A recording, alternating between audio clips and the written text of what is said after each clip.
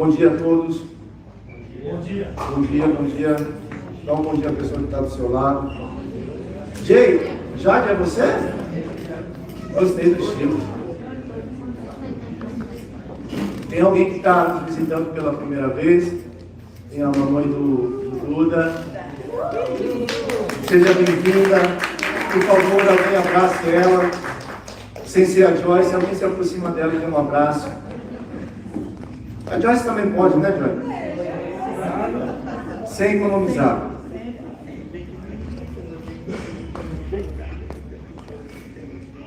É muito bom receber a mamãe da gente. Há 13, 14 anos atrás eu recebi minha mãe.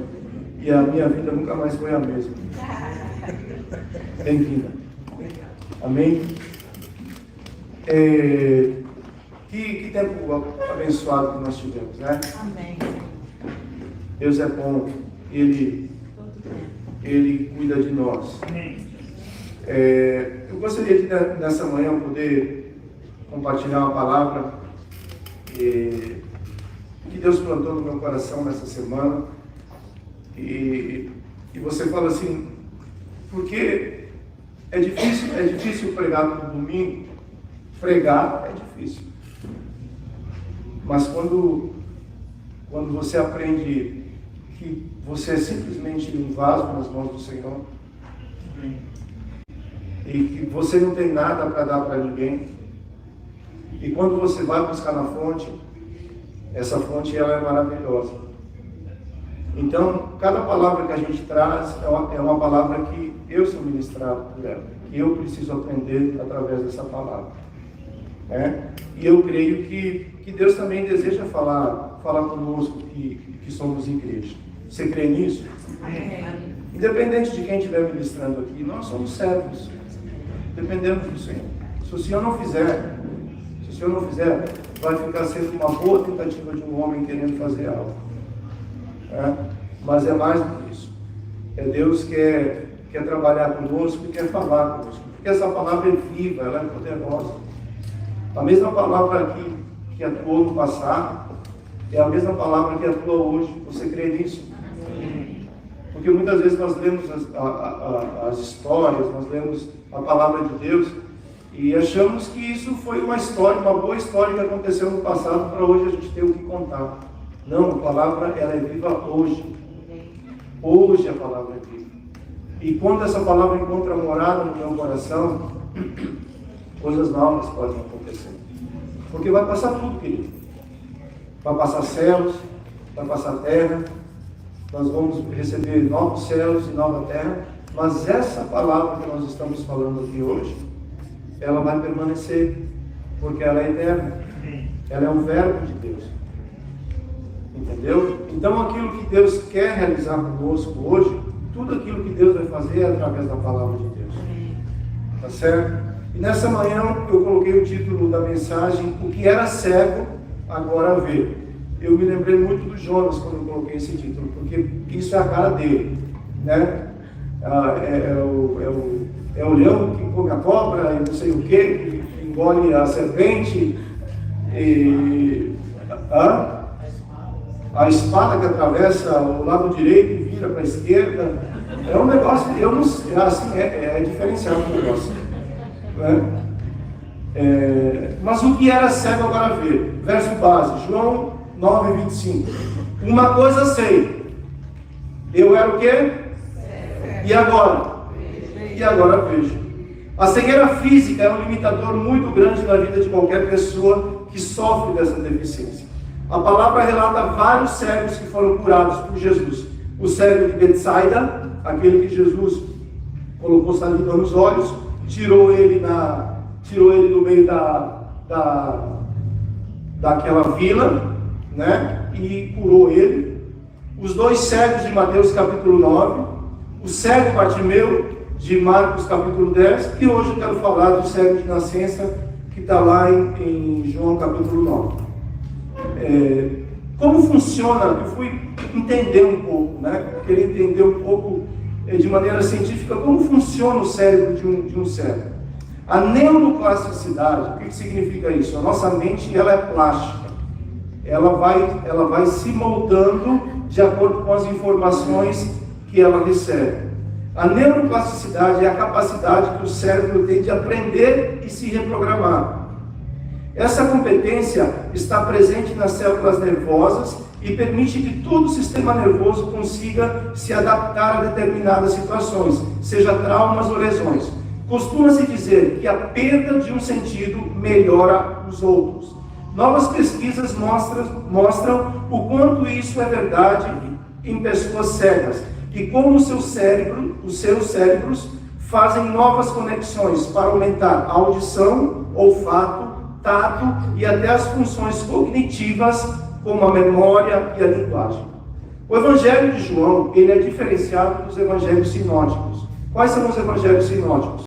Mateus, Marcos e Lucas. Você vai ver cronologicamente uma narrativa desses três evangelhos. O Evangelho de João não se preocupou com isso. Você vai ver no Evangelho de João 7 sinais sendo relatados e 7 eu sou. Porque João tinha como intenção de, naquilo que ele escreveu no Evangelho dele, de apresentar Jesus como o Verbo encarnado, como o Messias que viria ao mundo, né? E entre um desses sinais está esse que eu vou falar com vocês hoje, que está em João capítulo 9, que é o cego de nascença.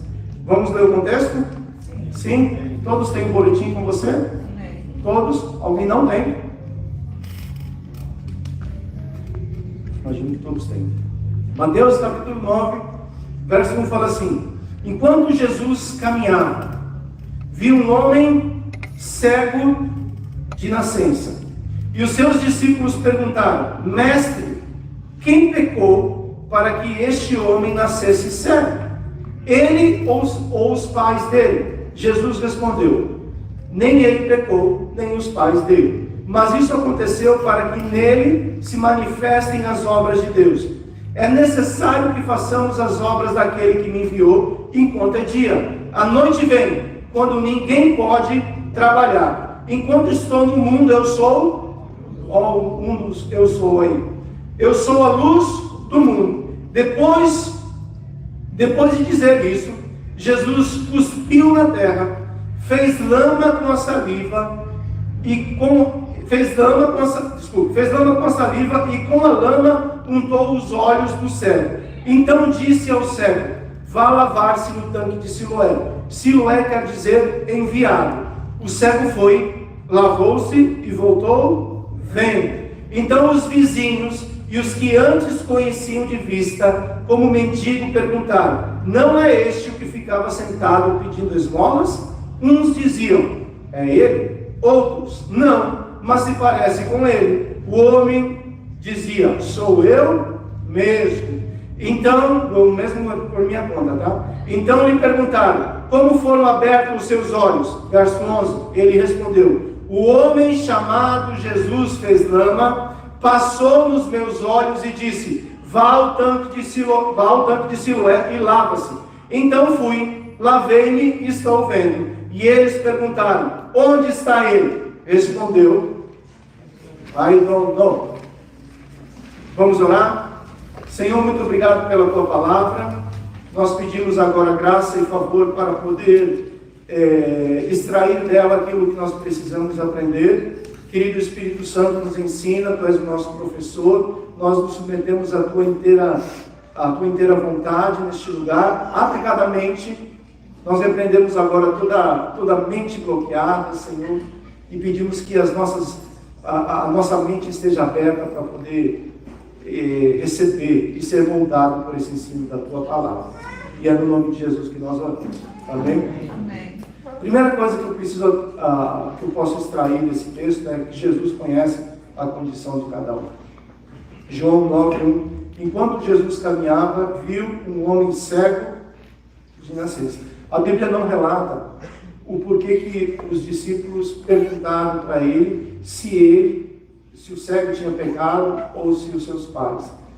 Mas provavelmente Jesus interagiu de uma maneira com os discípulos que isso gerou esse interesse de perguntar para Jesus o que eles perguntaram. Jesus estava caminhando. Jesus estava seguindo a jornada dele. E ele vê um cego.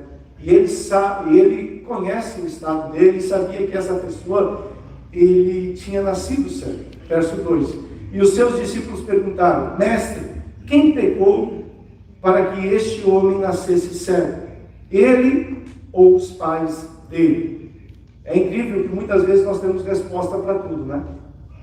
Eles perguntaram para Jesus, mas não deixaram nem Jesus responder. Você faz assim às vezes? Não.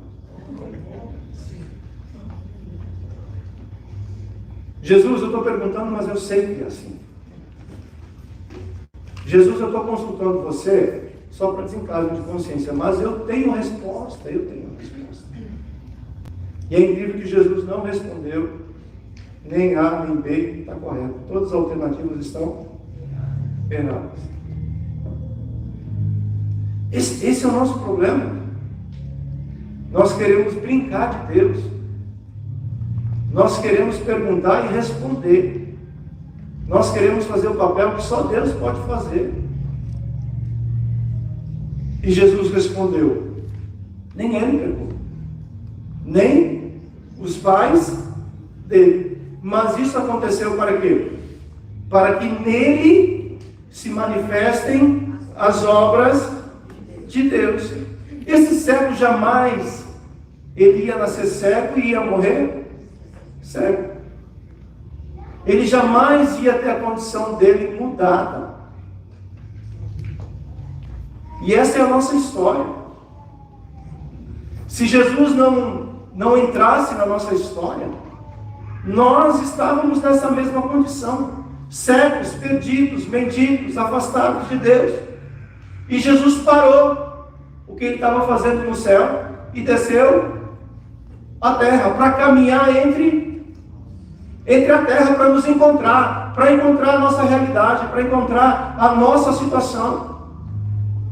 E Jesus viu, e ele viu a situação daquele cego. O que aconteceu na vida desse cego foi um encontro da graça de Deus. A graça que restaura, a graça que não pergunta o que precisa ser feito. É a graça que faz aquilo que deve ser feito.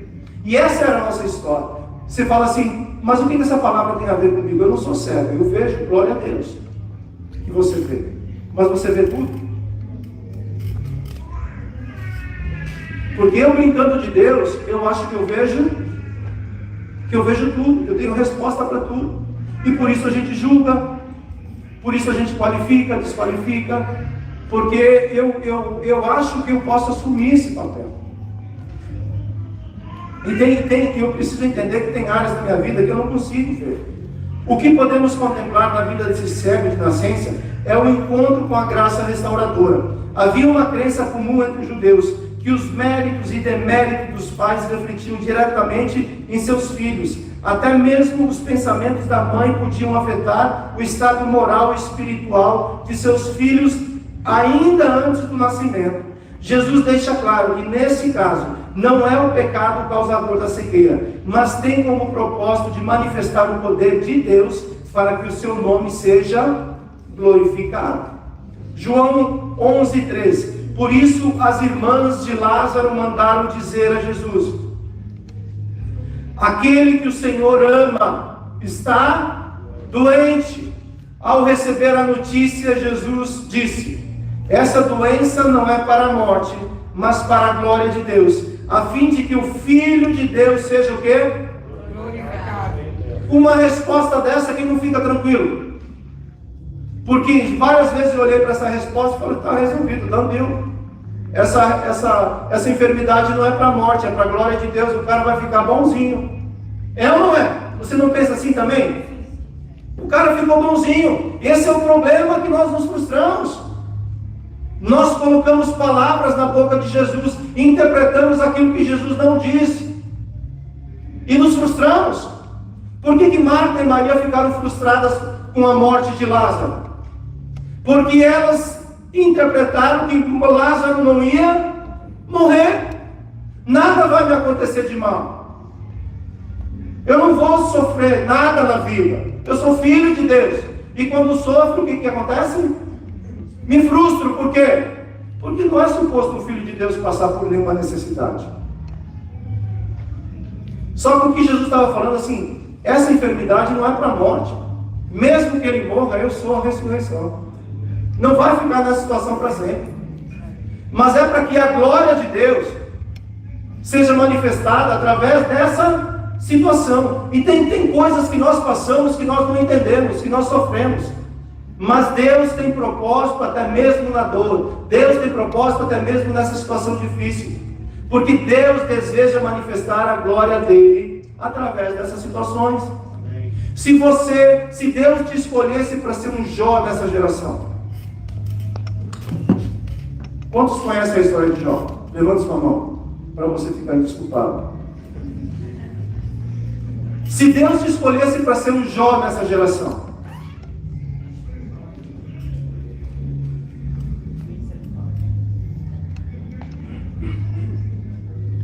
colírio nos olhos dos outros. Glória a Deus que Jó recebeu a porção dobrada, né? Mas tem coisas que Deus vai permitir a gente passar, porque através disso tem ensinamento, e através disso Deus vai glorificar o nome dele. Nós precisamos entender isso daí. Você não é o Senhor da tua vida, eu não sou o Senhor da minha vida. Eu tenho um Senhor. Você confessa Jesus como teu Senhor? Sim, Juninho. Júnior Trindade, ele é? E quem é o capitão lá em casa? O Juninho, eu falei. Desculpa, a interpretação foi ruim. Nós precisamos entender essas coisas. Ele é o meu Senhor para me salvar, mas a minha vida eu faço o que eu quero. Isso não é senhorio de Cristo. Nós precisamos entender essas coisas. Porque aquilo que nós passamos nessa terra não se compara com aquilo que Deus tem preparado para nós. Amém. Na vida iremos passar por situações difíceis que não entendemos. A maioria das situações difíceis que nós passamos, nós não entendemos. E porque não entendemos, às vezes nós paralisamos. Você já fez isso? Não estou vendo nada. Então eu parei com tudo. Para tudo. Essa é a pior decisão que nós podemos tomar, porque nós atrasamos e paralisamos o processo de Deus nas nossas vidas. Porém, o que precisamos ter claro é como iremos adorar a Deus através do que estamos vivendo. Essa situação que você está vivendo, que é sua, que você sabe, que às vezes dói, é como é que eu vou adorar a Deus através disso? Como é que eu vou glorificar a Deus através disso? Como é que eu vou edificar as pessoas que estão em minha volta através daquilo que eu estou vivendo? Eu me torno um depósito de esperança ou um poço de murmuração quando eu passo pelas dificuldades? Deus conhece o nosso estado. Porque se agirmos esperando somente nas coisas dessa vida, somos comparados como o quê? O que a palavra fala? Os mais, por favor, me ajuda. Os mais, o que é miserável? Nós passamos corrido pela palavra de Deus. Nós cortamos os versos e queremos trazer para nós aquilo que nos apraz, aquilo que eu gosto. A palavra não é um self-service, que você vai lá e pinça aquilo que você gosta. O cordeiro, ele precisa ser comido inteiro. Tem coisas que eu vou gostar e tem coisas que eu não vou. Você faz o seu filho comer aquilo que ele não gosta? Faz. Mas é bom, é necessário, é saudável. É ou não é? Então nem tudo aquilo que eu gosto, mas para mim isso é necessário, é saudável. Me ajuda a crescer, a desenvolver. Segundo lugar, esse cego aceitou o método de cura. João 9,6. Depois de dizer isso, Jesus cuspiu na terra. Olha, eu assim, sendo bem sincero, se Jesus fizesse isso aqui hoje, muita gente ia falar, Jesus é disgusting. Diz, Jesus é antigênico. Ah, meu Deus do céu, que coisa horrível isso. É ou não é? Quem não gosta olha para o lado, olha para cima. Mas foi Jesus que fez isso. Isso te escandaliza? Tem muita coisa que Jesus faz que te escandaliza, que me escandaliza. Fez lama com a saliva e com a lama untou os olhos do cego. Jesus cospe no chão e faz lodo com a sua saliva. Depois passa esse lodo nos olhos aonde? Do cego. O cego podia dizer, eu quero ver, mas não dessa forma. Eu quero ser abençoado, mas dá para escolher o método de ser abençoado? Podia dizer ou não podia dizer isso?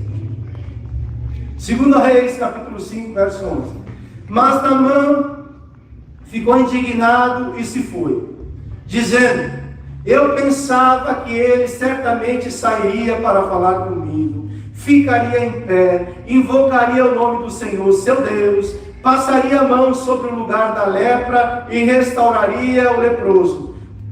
Por acaso não são Abana e Farfar, rios de Damasco, melhores que todas as águas de Israel? Será que eu não poderia me lavar neles e ficar limpo? E o que o próximo verso fala? O que está falando aí? Deu meia volta e largou tudo para trás. Você já fez isso? Não. A tua esposa falando com você, falando, vai te lavar no Jordão, meu irmão. Você precisa descer, porque Jordão significa se humilhar. Vai te lavar no Jordão para curar essa lepra. Porque no coração do homem existe uma lepra que... Eu tenho Jesus, mas você tem Jesus, mas está num contínuo estado de transformação. Você continua sendo transformado por Jesus. E lá dentro do coração do homem existe uma lepra chamada orgulho. Quem é orgulhoso? Não precisa levantar a mão. Todos nós temos uma porcentagem de orgulho lá dentro. Temos ou não temos? Essa lepra é que atrapalha nós descermos para o Jordão. Essa lepra, esse orgulho que atrapalha a gente ouvir a palavra de Deus. Essa lepra que nos faz julgar. Essa lepra que nos atrapalha a receber a bênção de Deus. O orgulho nos leva a criar nossos próprios métodos de como queremos que as coisas venham a acontecer. Naamã era um homem muito honrado por todos. Agora ele precisava aprender a honrar a Deus e a sua palavra. Mesmo que o método escolhido não fazia nenhum sentido. Quem quer ser curado, não escolhe a maneira para ser curado, simplesmente se submete ao tratamento oferecido. Você quer cura? Se quer curar cegueira, quer curar o que for, quer cura? Você tem que se submeter ao método que Jesus está oferecendo. Porque se esse grande general não tivesse escutado os servos dele, eu não li todo o texto, né? Deu meia volta e foi embora muito... Quem que fica irritado? Ninguém, graças a Deus. Aqui todo mundo é calminho, né? Então os seus oficiais se aproximaram e lhe disseram, você tem um oficial desse do seu lado?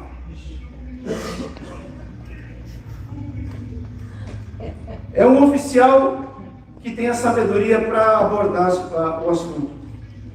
Eles falaram assim, meu pai, honraram ele. Se um profeta tivesse dito alguma coisa difícil, por acaso o Senhor não faria? Muito mais agora que ele apenas disse, lave-se e você ficará limpo. Então Naamã desceu e mergulhou no Jordão 7 vezes, conforme a palavra de Deus. E a sua pele se tornou como a pele de uma criança e ficou limpo. Aí depois ele volta lá para Eliseu e quer dar uns presentes para Eliseu. E Eliseu fala assim, olha, a bênção do Senhor não tem preço não, filho. Aí ele quer levar terra para adorar o Deus vivo, porque ele teve uma experiência. Mesmo que no começo ele não se submeteu, depois ele passou pelo processo da restauração. É aquela história dos 2 filhos, né? O pai chega para o primeiro e fala: filho, vamos trabalhar na vinha? Você quer trabalhar na vinha? O primeiro fala: ou não. Ou vice-versa. E o segundo fala: eu vou, mas não vai. Então, muitas vezes nós falamos algumas coisas, ou algo específico, e depois a gente pensa naquilo que a gente falou, e fala: meu Deus, que bobeira que eu falei. E a gente precisa retroceder e mudar o nosso comportamento. Pensar, refletir, isso é um ser racional. Né? Terceiro lugar, esse cego ele escutou, ele era cego, não era surdo, e obedeceu o que Jesus disse. João 9,7. Então disse ao cego: vá lavar-se no tanque de Siloé. Siloé quer dizer enviado. O cego foi, lavou-se e voltou. Para mim é muito simples isso, sabe? Ele podia argumentar, ou não podia. Jesus, você está pedindo para eu fazer algo que não faz sentido, eu sou cego. Como é que você me envia para o tanque de Siloé? Eu não sei onde é que é o tanque de Siloé. Eu preciso de alguém para me ajudar, para me suprir, para me guiar. Ele não dá desculpa. Ele não dá desculpa. Porque ele ouve e obedece. Entre ouvir e obedecer, tem essa coisa de desculpar. Todos nós temos uma boa desculpa bem formadinha. É o trabalho. É a minha esposa. É essa situação. Eu nasci cego, eu não vejo nada, eu não sei de nada. Como é que você me pede para mim ir até o tanque de Siloé? Eu já escutei do tanque de Siloé, mas eu não sei onde é que é o tanque de Siloé. Ele simplesmente ouviu e obedeceu. Vou fazer uma obra na sua vida, tal. Você escuta essa palavra. Mas só que depois da promessa é preciso passar por esse processo de obediência. Tirar a desculpa, tirar as explicações. Escutar por escutar não muda nada. Aquilo que entra no ouvido, mas não desce ao coração, com obediência, não tem a capacidade de mudar ninguém. O cego escutou e obedeceu sem questionar e foi lavar-se no tanque de Siloé. O tanque de Siloé era um grande reservatório que recebia água mediante um canal subterrâneo que corria de nordeste para o sudeste, ligando com Gion, provavelmente ao tanque de Betesda, que está lá em João capítulo 5. Considerava-se que aquelas águas tinham propriedades terapêuticas. Assim, a água transferida para o tanque de Siloé também era reputada como curativa. Porém, nós sabemos que o único enviado que tem poder para curar é Jesus. Amém. Atos 10:38. Como Deus ungiu a Jesus de Nazaré com o Espírito Santo e com poder. Jesus andou por toda parte, fazendo bem e curando todos os oprimidos do diabo, porque Deus estava com ele. Ponto 4. Abre mão da religião para ser discípulo. João 9:22. Os pais dele disseram isso. Os pais dele disseram isso porque estavam com medo dos judeus, pois estes já tinham combinado que se alguém confessasse que Jesus era o Cristo, seria expulso da sinagoga. Verso 23. Foi por isso que os pais dele disseram: já tem idade e poderá falar por si mesmo. O cego não desrespeitou seus pais e nem tampouco se preocupou se iria ser expulso da sinagoga, porque a verdade é que a religiosidade ela somente ensina ritos sem vida, viver de aparência, esconder as falhas ao invés de confessar, acusar ao invés de amar, justificar ao invés de mudar. É isso que a religiosidade faz com a gente. Ela te ensina como sobreviver no meio cristão.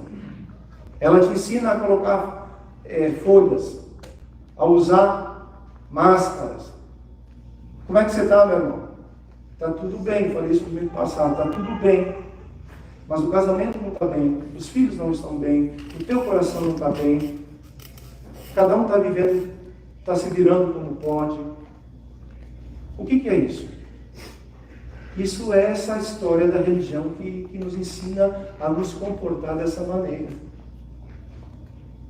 Nós precisamos ter a capacidade de dizer o que está doendo. Se está doendo, fala que está doendo. Se não está bem, fale que não está bem. Porque é um positivismo que não muda nada. É um positivismo que não transforma o nosso ser interior. Eu não estou falando que tem que se criar situações, mas se não está bem, não está bem. É necessário entender essas coisas. Porque o discípulo ele não está muito preocupado em que os outros pensam. O discípulo está muito preocupado em agradar a Deus. O discípulo ele sabe quando está bem e quando não está bem. E ele quer agradar o Senhor. E ele quer fazer a vontade de Deus. E esse é um processo que nós precisamos aprender. E esse é um processo que não escapa a ninguém. Serafim, querubim, pastor, apóstolo, não sei o quê. Todos nós estamos no mesmo nível. Todos nós precisamos entender, porque ninguém está livre dessas coisas. João 9:27, ele respondeu: já lhes disse, mas vocês não ouviram. Por que querem ouvir outra vez? Ou seja, quantas vezes é preciso falar a mesma coisa para que isso possa ser entendido? Porque ele falou, e eles queriam ouvir novamente. Por acaso vocês também querem se tornar discípulo dele? Então o insultaram e lhe disseram: o discípulo dele é você, nós somos discípulos de Moisés. E o verso seguinte fala: nós sabemos que Deus falou com Moisés, mas esse Jesus nós nem sabemos de onde ele surgiu, de onde ele vem. E eram os líderes, e eram aqueles que supostamente ensinavam o caminho do Senhor. Porque uma coisa é ensinar não é difícil. Outra coisa é conhecer a Deus. Outra coisa é você andar com Deus durante a semana.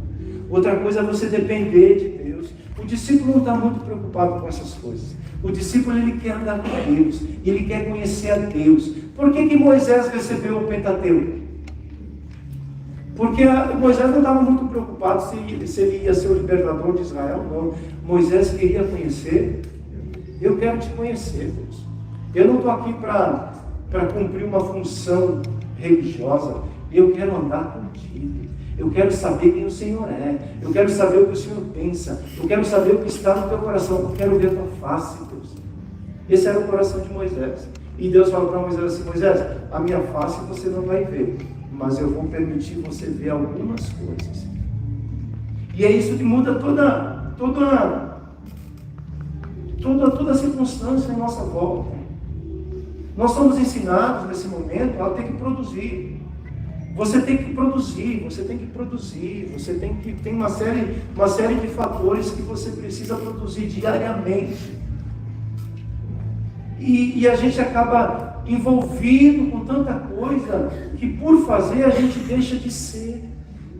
A gente para de sentar aos pés de Jesus como Maria fez. E diz assim: Jesus, fala, porque eu quero escutar o que o Senhor tem para falar comigo. Me ensina, Jesus, porque eu quero aprender a escutar a tua voz. É uma correria doida, é um desespero doido, e tem que arrumar casa, e tem que não ser filhos, e não sei o que. É ou não é? Quem está na correria aí da vida? É ou não é? É assim ou não é? Mas e como é que a gente vai fazer? Ah, entendi. Eu tenho um aparato que eu clico, eu escuto uma mensagem de 30 a 40 minutos, aí o desencargo de consciência vai embora. É isso? Será que é isso? E como é que os apóstolos faziam para escutar uma mensagem de Jesus há 2000 anos atrás? Estou falando nada contra não, viu? Tem muita coisa boa, mas isso não substitui esse lugar teu relacionamento é você e Deus. É você fechar o teu quarto, é você levar a tua Bíblia para o teu quarto, é você dobrar o teu joelho e fala a Jesus que o teu servo ouve. Nós vivemos dias difíceis. Esse negócio dessa geopolítica cada vez mais está terceirizando tudo. Estava falando com o Leve essa semana, ele falou: pai, você não sabe o que tem aí na rede social, o que tem na internet. Eu falo sobre um assunto e aquele assunto que eu falo, a inteligência artificial desenvolve tudo para mim, eu não preciso fazer nada. É claro, isso é o que nós estamos vivendo. Quanto menos você pensar, quanto menos você interagir, quanto menos você tiver relacionamento, melhor. Não mexe com nada não.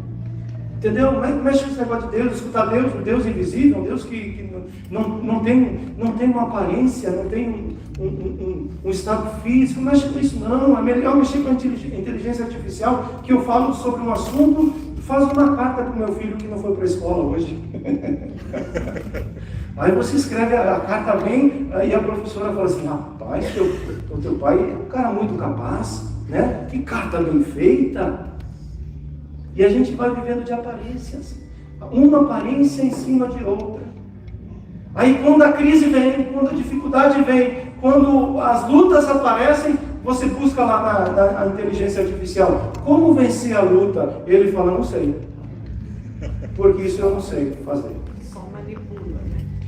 Então é isso que nós precisamos entender. Use aquilo que for ferramenta para poder você desenvolver. E tem coisa boa aí, tem coisa boa. Peneire, passe pelo filtro, não receba tudo que é oferecido, não, gente boa.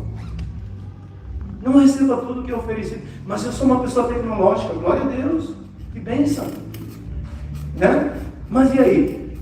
Como é que nós vamos fazer? Você é um ser espiritual? Amém. Que precisa se alimentar todos os dias? Amém. Que não dá para terceirizar esse relacionamento? A minha mãe está orando por mim, glória a Deus que ela está orando, meu pai está orando por mim, o pastor está orando por mim, glória a Deus. Mas e a sua vida e a minha vida? Nós queremos realmente tirar essa cegueira dos nossos olhos? Nós queremos ver o que está acontecendo nesse momento? E o último ponto: recebe entendimento progressivo de quem é Jesus. João 9,11. Ele lhe respondeu: o homem chamado Jesus fez o quê?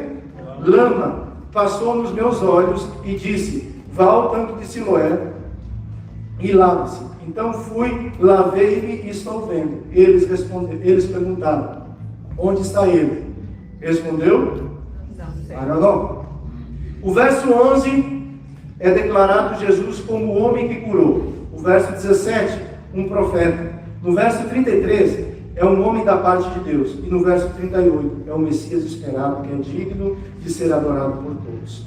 João 9,35. Jesus ouviu que eles tinham expulsado o homem.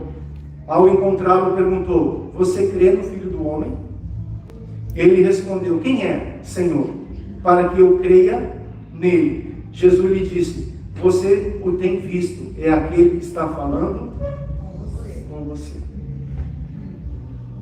É incrível, você sabe quando Deus está falando com você, ou você não sabe? Você sabe quando Deus está direcionando algo no teu coração. E Jesus fala assim: eu já estou falando com você. Eu já tenho falado com você. Eu já tenho te orientado. Eu sou aquele, eu sou o Messias que você precisa receber. Verso 38. Ele afirmou: eu creio, Senhor. E fez o quê? E o adorou. João 17,13. E a vida eterna é esta: que conheçam a ti, o único Deus verdadeiro, e a Jesus, a quem enviaste. Conclusão. Pode vir para cá os meninos do louvor, por favor. Todos nós temos uma cegueira espiritual por causa da nossa natureza. Esta cegueira foi provocada pelo pecado. Por isso precisamos permitir Jesus colocar o seu colírio espiritual. Você permite Jesus fazer lodo? Você permite Jesus untar os teus olhos nessa manhã? Amém. Porque esse lodo tanto cura a cegueira como cura a alma também. Eu praticamente não entrei nesse assunto, Porque esse rapaz, ele era abandonado, rejeitado, mendigo e vivia das esmolas que eram oferecidas diariamente. Essa pessoa tinha algum trauma na vida dela? Com certeza sim. Mas é interessante que ele não permite com que esses traumas eles pudessem interferir no agir de Deus na vida dele. Eu falo para mim, né? Deus, Marcelo, até quando você vai permitir teus traumas interferirem naquilo que Deus quer fazer na tua vida? Até quando você vai colocar desculpa? Até quando você vai culpar os outros? Quando na realidade o culpado sou eu. Esse cego, ele não justifica, ele não apresenta os traumas dele, ele não faz como aquele paralítico que fala assim: eu estou aqui, mas quando balança as águas lá, que é no tanque de Betesda, sempre vem um insensível na minha frente, e ao invés de me ajudar, ele passa na minha frente. Eu estou aqui na situação, e Jesus fala assim: levanta e anda. As águas já foram movidas na sua vida. Aquele que tinha que vir já veio. Você não precisa de uma água se mexer na sua vida para que o sobrenatural aconteça. Levanta e fala: hoje eu vou levantar dessa situação. Até hoje isso durou na minha vida. A partir de hoje eu encontrei aquele que é as águas da vida, aquele que pode mudar a minha história. Porque o que me impede de ver essas coisas como eu vejo Deus? Como eu vejo Deus nas circunstâncias que eu estou vendo? Circunstâncias grandes, meu Deus? Pequenininho. Ou circunstâncias pequenas? Meu Deus todo poderoso.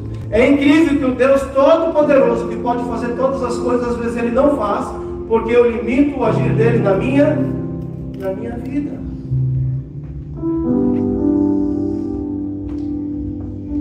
É necessário passar colírio nos olhos. Jesus colocou seu colírio espiritual para sermos sarados e podermos ver claramente o reino de Deus, e depois para poder dizer assim: o que era cego agora consegue ver. João 9,39, Jesus continuou: eu vim a este mundo para o quê? Juízo, a fim que os que não veem vejam, e os que veem se tornem cegos. Alguns dos fariseus que estavam perto dele perguntaram-lhe: por acaso também nós somos cegos? Jesus, se vocês fossem cegos, não teriam pecado algum. Não fala pecados, fala pecado. Singular. É um tipo de pecado. É a raiz. É o que está lá embaixo. É aquilo que gera os outros pecados, que é o pecado da independência. Vocês falam de Deus, vocês ensinam sobre Deus, vocês fazem tudo isso, mas no coração de vocês ainda existe o pecado.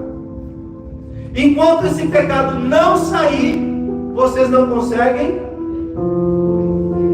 ver. Mas quando esse pecado sai, que é o pecado da independência, já não é mais como eu quero, já não é mais como eu penso, já não é mais como eu planejo tudo, mas eu passo a confiar no Senhor, passo a entregar a minha vida, a minha situação diante de Deus. Quando eu passo a depender de Deus, esse pecado de independência, ele sai da minha vida, e eu passo a me tornar uma pessoa dependente de Deus. O dependente é aquele que fala: eu não sei Deus, eu não consigo ver Deus, eu não consigo realizar Deus, eu não consigo. Esse que age dessa maneira, a palavra fala que Deus vai mostrar para ele aquilo que é preciso ser feito. Sem mim nada podeis fazer. Apocalipse 3,18. Aconselho que você compre de mim ouro refinado pelo fogo, para que você seja de fato rico, Essa situação que aconteceu agora aí no Vale do Taquari, eu tenho um tio que mora naquela região. E é um vilarejo, tem 1.200 pessoas. Pessoas simples. Não tem nenhum banco lá naquela cidade. Santa Teresa caiu de Osório. Aí as pessoas, elas guardavam todos os recursos aonde? Dentro de casa. E o relato das pessoas era o seguinte: nós perdemos tudo. Literalmente, é de partir o coração escutar o relato das pessoas. Mas a Bíblia, ela continua sendo a Bíblia. Não ajunteis tesouros sobre a terra. Eu não estou falando contra você se planejar, contra você se organizar, nada disso. A fé é prudente. Mas não ponha o teu coração nessas, porque aqui na terra a ferrugem pode, e a traça e o rio pode levar. Ninguém está isento, é de partir o coração. Mas ajunte tesouros onde vocês se tornem ricos nos céus. É o que Deus está falando para essa igreja lá em Apocalipse. Compre vestes brancas para se vestir. Aí eu gosto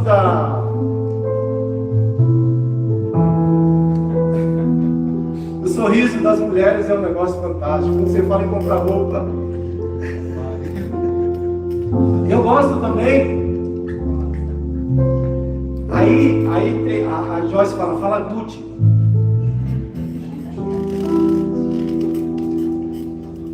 Aí você bota uma roupa filé. Oh, a santa chegou, glória a Deus, aleluia. Jesus está falando assim: isso é o que? Você pode vestir com a tua Gucci, não tem problema. Fica na paz. Mas compre de mim vestes brancas, a fim de que a vergonha de sua nudez não fique evidente, e colírio para ungir os olhos, a fim de que você possa ver.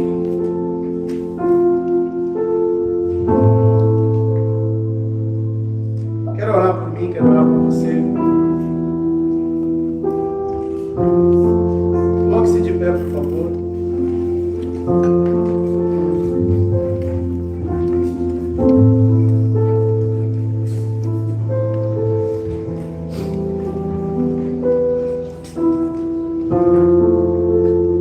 Tem alguma área que você deixou ou não consegue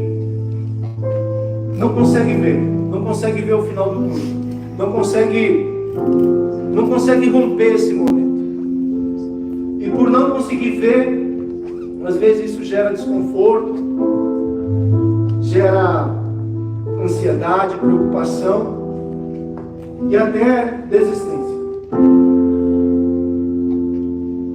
Jesus, ele quer colocar o colírio dele nos nossos olhos nessa manhã. Ele quer que você veja. Ele quer que eu veja. Porque a história desse cego de nascença mudou, foi totalmente transformada, simplesmente por um toque de Jesus. Quando nós falamos dos olhos, eles são a lâmpada do corpo. Se eles forem bons, todo o corpo terá luz. Porém, é possível, às vezes, os olhos se tornarem maus. E aí isso atrapalha tudo aquilo que Deus quer fazer nas nossas vidas. Peça para que o Senhor possa colocar colírio nos teus olhos. Peça para que o Senhor possa tocar em você. Ele está passando por aqui. Ele está neste lugar. Ele conhece a nossa situação. Ele conhece o nosso estado. Existe algo que por algum tempo o teu coração tem tem andado sem ver, não consegue ver como isso pode ser resolvido. Eu gostaria que você pudesse entregar isso diante do Senhor. E permita que Deus te toque nessa manhã. Permita que Ele possa mudar a sua história, a minha história. Mas eu já sou do Senhor, não é disso que eu estou falando. É porque existem coisas na minha vida e na sua vida que Deus ainda precisa mudar. Posso falar de mim. E Ele está aqui nessa manhã para poder tocar exatamente, especificamente nessa área. E te fortalecer. Dizendo, não temas. Eu sou contigo. Não temas, eu vejo a tua situação. Não temas, eu conheço o teu estado.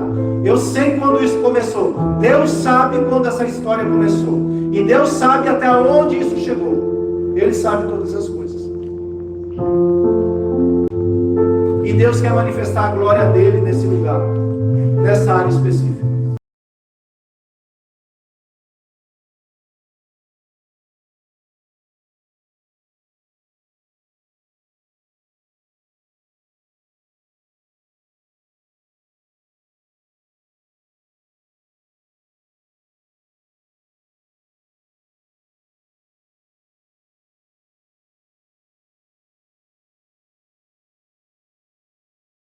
Nesse momento, que o Senhor possa ser Jeová Jireh, o Deus que provê na vida dessa pessoa. Pode prover diretamente, pode prover através do corpo, pode prover da maneira que o Senhor quiser, porque o Senhor é Deus. No nome de Jesus, nós queremos te louvar por tudo, e é no teu nome que nós oramos.